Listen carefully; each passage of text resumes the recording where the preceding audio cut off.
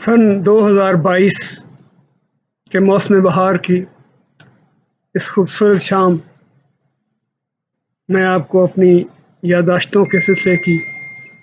24ویں قسط میں خوش آمدید کہتا ہوں اور خواہش رکھتا ہوں کہ آپ سب جہاں بھی ہوں کامیابی اور خوشی آپ کے ساتھ ہو۔ آج کے اس ایپیسوڈ میں ریسنٹ پاسٹ کے 3-4 پرائم منسٹرز جن کے ساتھ مجھے تھوڑا بہت کام کرنے کا موقع ملا ان پر کچھ تھوڑی سی بات کرنا چاہتا ہوں۔ پرائم منسٹرز کے ساتھ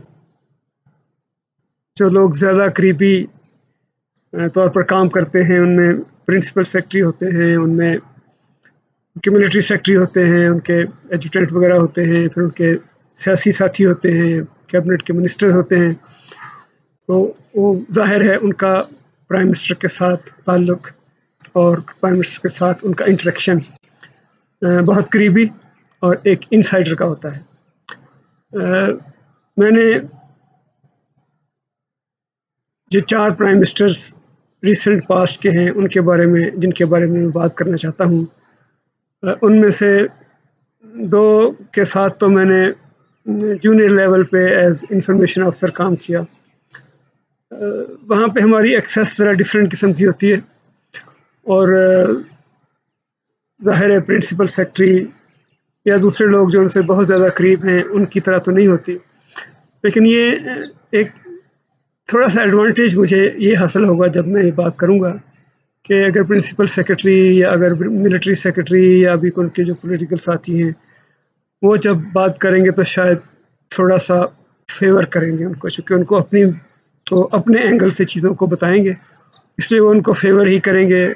پرائم منسٹرز کو جن کے بارے میں وہ بات کریں گے ان کے بارے میں وہ زیادہ شاید غیر جانبدارانہ بات نہ کر سکیں۔ ایک انفارمیشن افسر کے طور پہ جب آپ کسی پرائم منسٹر کے ساتھ یا کسی منسٹر کے ساتھ یا کسی ہیڈ آف دی ڈپارٹمنٹ یا ہیڈ آف دی منسٹری کے ساتھ کام کرتے ہیں تو آپ کو ایک ایڈوانٹیج ہوتا ہے جو انفارمیشن سروس کا ایک انہیرنٹ ایڈوانٹیج ہے کہ آپ کا پے رول آپ کی اپنی منسٹری ہے، جبکہ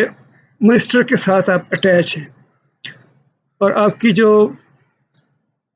ACR ہے کانفیڈینشیل اینول کانفیڈینشیل رپورٹ ہے اس میں متعلقہ منسٹر کا کوئی ہاتھ نہیں ہوتا۔ آپ کی ACR یا آپ کی رپورٹس آپ کے ہی سینئرز نے لکھنی ہوتی ہیں۔ اس کی شاید وزڈم جو میری سمجھ میں آئی ہے after 30+ years of service in information group کہ شاید ایک انفارمیشن افسر کو یا انفارمیشن ریلیٹڈ جو بھی آپ کی اسائنمنٹ ہے ان کو شاید یہ تھوڑا ایڈوانٹیج دینا مقصد تھا جب رولز آف بزنس میں یہ کہا گیا کہ تاکہ وہ اپنے منسٹر کو یا جو بھی ان کا باس ہے اس کو ایک انڈیپینڈنٹ اور غیر جانبدارانہ ویو چیزوں کو دیکھ سکے اور ان کو نہایت غیر جانبداری سے اور نہایت ایک جرنلسٹک اور ایک پبلک اینگل سے اور دوسرے ویو سے ان کو اپنی اوپینین دے سکے۔ اس لیے شاید انفارمیشن افسرز کو تھوڑی سی ایک انڈیپینڈنس دی جاتی ہے، آپریشنل انڈیپینڈنس۔ تو اس کا لیکن دوسرا نتیجہ یہ ہوتا ہے کہ آپ شاید پرائم منسٹر یا اپنے منسٹر کے ساتھ کے بہت زیادہ قریب اس طرح سے نہیں ہوتے جس طرح سے ان کا پرائیویٹ سیکرٹری یا ان کا پرنسپل سیکرٹری ہوتا ہے۔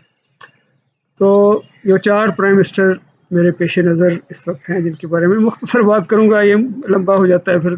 بہت سے احباب شکوہ کرتے ہیں کہ آپ کی لمبے ایپیسوڈ کو برداشت کرنا ذرا مشکل ہوتا ہے، چونکہ آج کل زمانہ یہ ہے کہ آپ مختصر بات کریں اور ٹو دی پوائنٹ بات کریں، کرسپ بات کریں، اور تاکہ لوگ آپ کی بات کو سنیں اور آگے چلیں۔ تو سب سے پہلے تو 89 میں 90 میں میری پوسٹنگ ہوئی ایز انفارمیشن افسر محترمہ بینظیر بھٹو کے ساتھ۔ بہت مختصر وقت تھا ان کے ساتھ، بہت تھوڑا وقت میں نے کام کیا۔ اس وقت ہم ذرا ینگ تھے، تھوڑی آبزرویشن زیادہ تھی، چیزوں کو سمجھنے کا، چیزوں کو جذب کرنے کا، زیادہ مشاہدے کا شوق تھا۔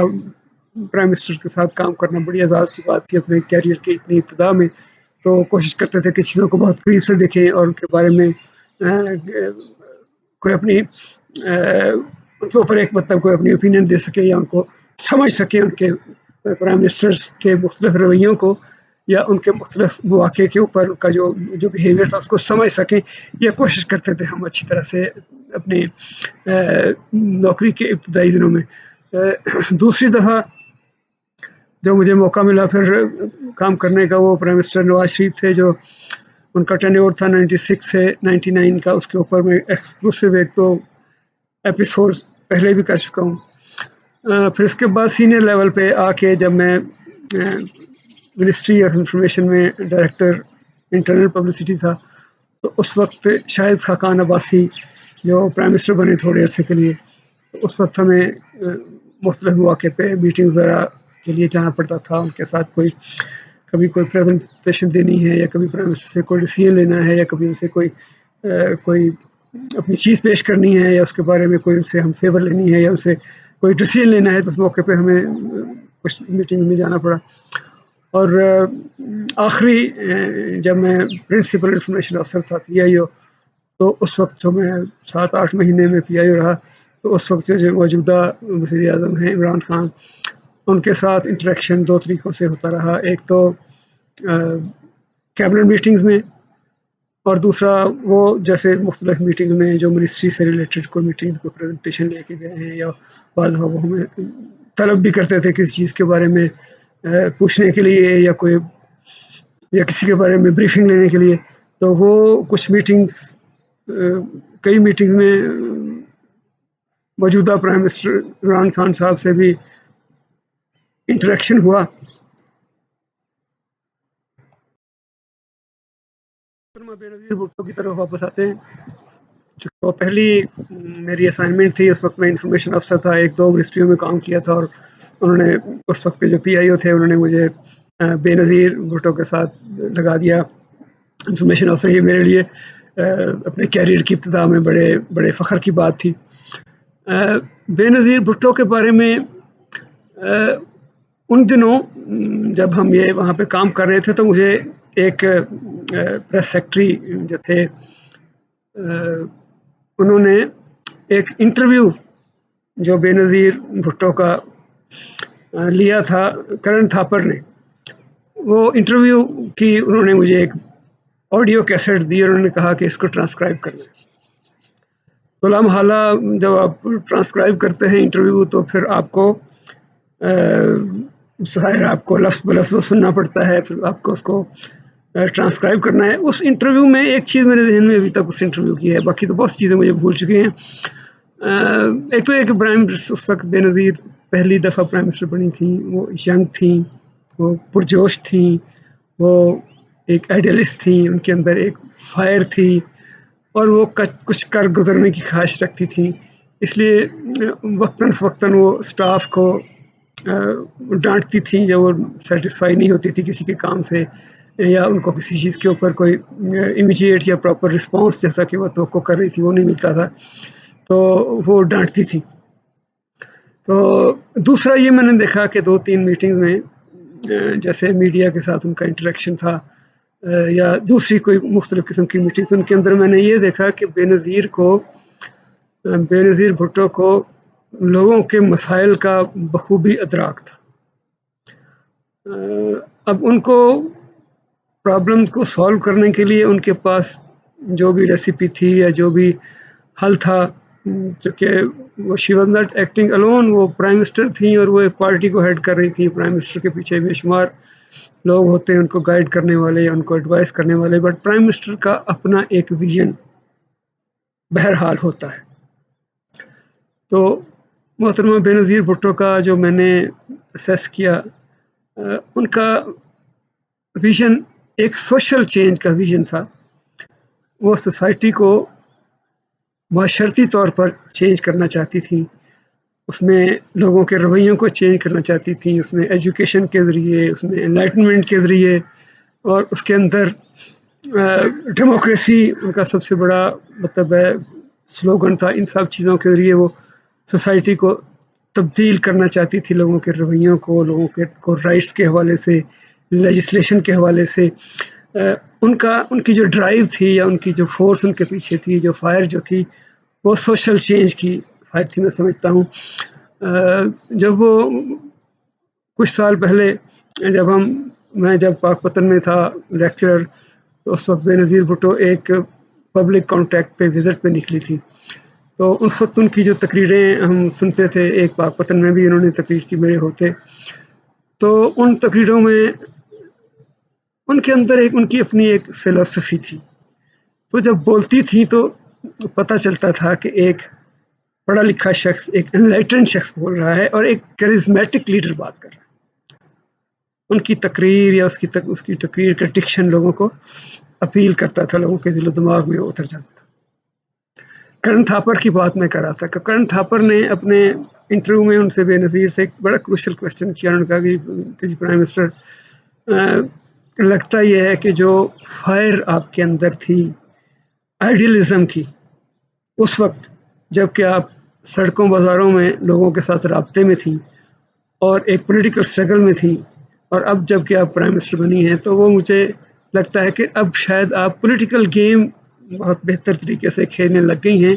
لیکن وہ فائر اور وہ آئیڈیلزم شاید کچھ کم ہو گیا ہے۔ تو بڑا ہی پرٹیننٹ کویشچن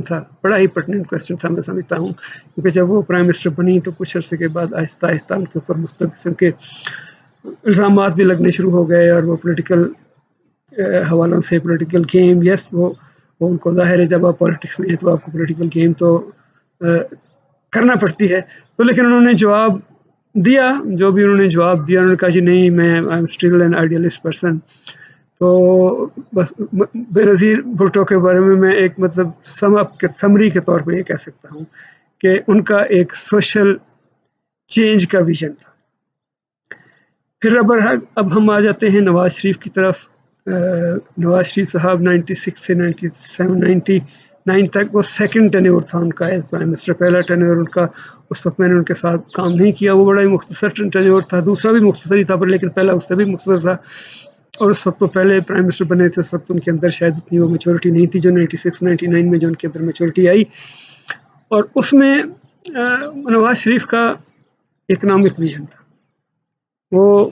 اس ملک کو ایک اکنامک جائنٹ کے طور پہ دیکھنا چاہتے تھے، اس کے لیے ان کے ذہن میں انفراسٹرکچر کے منصوبے تھے۔ اس وقت ان کے ذہن میں سب سے بڑا منصوبہ روڈ کنیکٹیوٹی تھی، موٹر ویز ان کا پروجیکٹ تھا، ان کا پروجیکٹ انویسٹمنٹ تھا، زیادہ سے زیادہ لوگ انویسٹمنٹ لے کے آ جائیں۔ تو اس کے اوپر میں نے دیکھا کہ موٹر وے کے پروجیکٹ کو جتنا جوش و خروش کے ساتھ اور جتنی فائر کے ساتھ اور جتنی کمٹمنٹ کے ساتھ انہوں نے پرسو کیا، ہر دوسرے تیسرے دن وہ موقع پہ پہنچ جاتے تھے صورتحال کا جائزہ لینے کے لیے اور پروگریس کا جائزہ لینے کے لیے، اور بعض دفعہ ان کو مایوسی ہوتی تھی تو وہ لوگوں کو ڈانٹتے تھے کہ یار آپ لوگ کام نہیں کرے۔ لیکن اتنا بڑا ایک پاکستان کے اینگل سے دیکھیں نا، آج آپ یہاں بیٹھے ہوئے ہیں، شاید اس وقت ملک کے اندر ہے کہ موٹر ویز کا ایک جال بچھا ہوا ہے، روڈ کنیکٹیوٹی کی بہت بہتر صورتحال ہے، اور بہت سے لوگ جو پالیٹکس میں ہیں وہ تو خیر ان کو متعون بھی کرتے آ رہے ہیں کہ جی سڑکیں ترقی سڑکوں سے نہیں ہوتی اور یہ موٹر وے میں اس نے پیسے کھائے ہیں، وٹ ایور، وہ ایک علیحدہ بات ہے۔ لیکن آپ 96 کا اور اس سے پہلے کا پاکستان تصور کریں، جس میں جی ٹی روڈ کے اوپر جب میں سائی وال سے اسلام آباد آتا تھا یا جانا ہوتا تھا تو کم از کم 8 سے 10 گھنٹے لگتے تھے اپنی گاڑی میں بھی۔ ٹرین کی یہی صورتحال تھی، ٹرین تھوڑا شاید ذرا کم ٹائم لیتی ہو، لیکن سڑکوں کی بڑی بری جی ٹی روڈ تھی ایک اس کے اندر، اور کانسیکوینٹلی جو ایک انفراسٹرکچر ہے وہ اس طرح سے نہیں ہے جس طرح سے آج آپ کے سامنے ہے۔ میں سمجھتا ہوں کہ یہ سارا ان کا جو پرائم منسٹر نواز شریف کا جو اکنامک ویژن تھا کہ وہ کنیکٹیوٹی دیکھنا چاہتے تھے، نمبر ایک، نمبر دو جو ٹیلی کمیونیکیشن، وہ جو ان کا پہلا ٹینیور تھا 91 سے 93 کا، اس ٹینیور میں انہوں نے اس کے اوپر کام کیا، اور مجھے یاد پڑتا ہے کہ جو ٹیلی فون سے پہلے ٹیلی فون گھر میں لگوانے کے لیے جو آپ کو پاپڑ بیلنے پڑتے تھے، اس کا تصور آج کے بچے یہاں بیٹھے ہوئے جو نوجوان ہیں وہ نہیں کر سکتے، مجھے اس کا تھوڑا سا اندازہ ہے۔ آپ کو مہینوں سالوں انتظار کرنا پڑتا تھا ٹیلی فون لگوانے کے لیے، آپ ایک اپلیکیشن دے کے پھر بیٹھ جائیں، اور جو ٹیلی فون جس کے گھر میں ہو اتنا بڑا اس کے لیے پریویلیج تھا۔ تو جب نواز شریف کی یہ 91 سے 93 کی گورنمنٹ تھی تو اس کے اندر ایک ٹیلی کمیونیکیشن کا ریولوشن آیا کہ پرائیویٹ کمپنیاں کچھ آ گئیں، وہ ان کو لے کے آ گئے فیلڈ میں، اور اس کے نتیجے کے طور پہ ٹیلی فون کی تار، اور پھر موبائل فون تھوڑا سا اس کے بعد آیا، ابھی موبائل ٹیکنالوجی ابھی آ رہی تھی لیکن ٹیلی فون اتنا عام ہو گیا گھروں میں، ہر کسی کے ایکسیس میں ہو گیا تھا کہ لوگ کہتے تھے کہ یار یہ ٹیلی فون کیا ہے یار، کسی خاص ضرورت نہیں تھی، ان کو خاص ضرورت لگتی نہیں تھی. تو ایک تو ان کا اکنامک ویژن ان کا تھا ٹیلی کمیونیکیشن اور ٹرانسپورٹیشن اور روڈ کنیکٹیوٹی یہ تھا. دوسرا وہ انویسٹمنٹ تھی. اس کے حوالے سے مجھے یاد ہے کہ ایک دفعہ ایسا ہوا کہ ایک کراچی میں کسی منی چینجر سے ڈاکوؤں نے کچھ پیسے لوٹ لیے، کروڑوں کے حساب سے تھے. تو وہ چونکہ وہ انویسٹرز کے ساتھ انویسٹرز کو خوش رکھنا چاہتے تھے اور وہ چاہتے تھے کہ زیادہ سے زیادہ پیسہ انویسٹ کریں، تو اس لیے وہ لوگ شکایت دے کے ایک گروپ کی شکل میں شاید چیمبر کے لیول پہ، کراچی چیمبر کے لیول پہ وہ پرائم منسٹر کو انہوں نے اپروچ کیا اور پرائم منسٹر نے اس کو کہ ان کو بندے پکڑے گئے لیکن وہ پیسے واپس نہیں کر رہے تھے. تو جس طریقے سے انہوں نے اس کیس کا پیچھا کیا، کیونکہ اس وقت جو مجھے لگتا تھا، ہو سکتا ہے میں غلط ہوں، جو پولیس اس وقت جو ایک آئی جی تھے اور جو دوسرے افسران آتے تھے رپورٹ دینے کے لیے، ان کا رویہ مجھے لگتا تھا کہ وہ ان کو اتنی انٹرسٹ نہیں تھی. وہ پرائم منسٹر کو بس سیٹسفائی کرنے کے لیے، ان کو چھپ کرنے کے لیے، کرانے کے لیے ایک رپورٹ بنا کے دے کے چلے جاتے تھے. پرائم منسٹر نے ایک دفعہ، دو دفعہ، تین دفعہ ان کی باتیں سنی، پھر انہوں نے نہایت سختی سے ایک موقع پہ انہیں کہا کہ اگر فلاں وقت تک وہ پیسے واپس نہ آئے تو پھر اپنے آپ کو آپ لوگ تیار رکھیں کہ آپ کے ساتھ میں کیا سلوک کروں. اس کے بعد پھر پیسے واپس ہوئے اور وہ بھی پورے نہیں ہوئے، کچھ تھوڑے سے پھر بھی رہ گئے. وہ کدھر گئے ہوں گے جو پورے نہیں ہوئے، خدا بہتر جانتا ہے وہ کہاں کدھر گئے ہوں گے. تیسرا، جب پرائم منسٹر تھے شاہد خاقان عباسی، وہ بھی تھوڑا عرصہ رہے. اس وقت میں ڈی جی آئی پی تھا، ڈائریکٹر جنرل انٹرنل پبلسٹی. تو ہم جاتے تھے مختلف میٹنگز میں. جب پرائم منسٹر، جو بھی کوئی بھی پرائم منسٹر آتا ہے نیا، تو ہر منسٹری کی خواہش ہوتی ہے، منسٹر کی خاص طور سے وہ خواہش ہوتی ہے کہ ہم ان کو اپنی پرفارمنس دکھائیں، جا کے پریزنٹیشن کریں، ان کو بتائیں یہ ہم یہ کر رہے ہیں، ہم نے یہ تیر مارے، ہم نے وہ تیر مارے. تو ہم نے ٹائم لیا اور ایک ہم پریزنٹیشن بنا کے لے کے چلے گئے منسٹری کی. اس میں یہ ڈپارٹمنٹ ہے، یہ کر رہا ہے، فلانا وہ کر رہا ہے. تو پہلے دوسرے تیسرے منٹ میں انہوں نے پرائم منسٹر نے یہ کہا کہ دیکھیں مریم اورنگزیب تھی اس وقت، میرا خیال ہے منسٹر آف اسٹیٹ انفارمیشن کی. تو انہوں نے کہا کہ اگر مجھے آپ صرف وہ چیز بتائیں جس کے اوپر آپ سمجھتے ہیں کہ پرائم منسٹر کی انٹرونشن ضروری ہے، یا مجھے وہ بتائیں جو آپ میرے سے ڈیسیجن لینا چاہتے ہیں، یا آپ کا کوئی مسئلہ کہیں پہ اس جگہ پہ ایسے پھنسا ہوا ہے کہ وہ پرائم منسٹر کی انٹرفیئرنس کے بغیر وہ ٹھیک نہیں ہو سکتا، تو وہ ہمیں بتائیں. یہ مجھے بتائیں کہ آپ کی منسٹری کیا کر رہی ہے، کیا نہیں کر رہی ہے. اس کا مجھے آئیڈیا ہے. یہ ایک ویسٹیج آف ٹائم ہے. یہ تھوڑا سا شوق تھا. بہرحال وہ جو بھی ہم پریزنٹیشن لے کے گئے تو اس میں یہ دو چار جو ریکمنڈیشن وغیرہ آیا، جو دو تین ہم نے وے فارورڈ، جو پریزنٹیشن کی زبان میں جو وے فارورڈ رکھا ہوا تھا وہ ہم نے پیش کیا. تو انہوں نے ٹک ٹک ٹکا جی نمبر 1 کا یہ جواب ہے، نمبر 2 کا یہ جواب ہے، نمبر 3 کا یہ جواب ہے. تو 2 منٹ میں انہوں نے مسئلہ حل کیا اور انہوں نے کہا جی thank you very much. Very straight, very to the point, very practical, اور جس کو کہتے ہیں کہ ڈیلیور کرنے والے، شاہد خاقان عباسی. اب تیسرے جو پرائم منسٹر عمران خان آج کل ہیں، ان کے ساتھ کیبنٹ میٹنگ میں اور دوسری میٹنگ میں مجھے جانے کا موقع ملا. فوکس نہیں ہے ان کا، آنیسٹلی میں آپ کو بتاؤں، بالکل کوئی فوکس نہیں ہے. کیبنٹ میٹنگز کے اندر مطلب ڈسکشن ہو رہی ہے، انہوں نے شاید پہلے سے فیصلہ کیا ہوتا تھا کہ کس چیز کے اوپر کیا انہوں نے فیصلہ کرنا ہے. پہلے سے ان کو پتا ہوتا تھا یا ان کو بتایا گیا ہوتا تھا کہ یہ فیصلہ کرنا ہے، تو اس کے مطابق وہ ڈسکشن ہی وہ الاؤ کرتے تھے کہ کھل کے کریں، جتنی مرضی ڈسکشن کریں، but at the end decision وہی ہونا ہے جو کہ انہوں نے پہلے سے اپنے سائڈ پہ کہیں شاید لکھ کے رکھا ہوتا تھا یا ان کو پتا ہوتا تھا کہ یہ ڈیسیژن ہونا ہے. میٹنگز کے اندر بھی میں نے دیکھا کہ وہ ابتدائی 2-4 منٹ کے بعد وہ ان کا فوکس نہیں ہوتا تھا اور ان کو شاید کم ہی پتا ہوتا تھا کہ یہ کیا کہنا چاہ رہے ہیں اور کیا پوچھنا چاہ رہے ہیں. کویشچن بھی ان کے بہت کے موقعوں میں نے دیکھا کہ بہت زیادہ ریلیونٹ نہیں ہوتے تھے. جیسے میں نے بولا کہ مطلب بے نظیر کا ایک ویژن تھا سوشل چینج کا، نواز شریف کا ویژن تھا اکنامک چینج کا، شاہد خاقان عباسی کے اندر ایک اسپرٹ تھی، ایک تھی کہ وہ پریکٹیکل آدمی تھے، اور وہ اس کو کہتے ہیں نا کہ چیزوں کو نپٹانا، کہ جو معاملہ ان کے سامنے آئے اس کو کسی نتیجے پر پہنچائیں اور اس کے اوپر امپلیمنٹ کریں جو بھی کرنا ہے، اور ڈلیور کریں اور آگے چلیں. تو ان کے اندر کوئی مجھے ایک single drive prime minister Imran Khan کے اندر سنگل ڈرائیو نظر نہیں آئی. بہت اچھی گفتگو کرتے رہے کیبنٹ کے اندر میٹنگز کے اندر بہت اچھے پوائنٹس وہ لے کے آتے تھے. بہت ایک مطلب اس کو کہنا چاہیے کہ ایک ذہانت کے ساتھ بھی انہوں نے بہت چیزوں کو ہینڈل کیا. لیکن ان کے اندر کوئی ایک جس کو کہتے ہیں ایک سنگل ڈرائیو ہوتی ہے جو ایک لیڈر کو لے کے چل رہی ہوتی ہے، اس کا ایک سنگل 1 پوائنٹ ایجنڈا ہوتا ہے جس کو وہ لے کے چل. ان کا 1 پوائنٹ ایجنڈا ہمیشہ وہ مطلب کرپشن اور اس کا وہ رہا، لیکن اس کے اوپر بھی ڈلیوری جو ہے وہ فیصلہ کرنا ہم سب کے سامنے ہے کہ کیا ڈلیور کیا انہوں نے یا کہاں تک وہ اس میں کامیاب ہوئے. لیکن یہ نہیں کہہ سکتے کہ ان کے اندر کوئی مطلب کوئی فائر یا کوئی ڈرائیو اس قسم کی وہ جو ایک لیڈر کا خاصا ہونی چاہیے، جس کی بنیاد پہ لیڈر آگے چلتا ہے اور جس کی بنیاد پہ وہ لوگوں کو اپنے ساتھ لے کے چلتا ہے، وہ مجھے کہیں نظر نہیں آئے.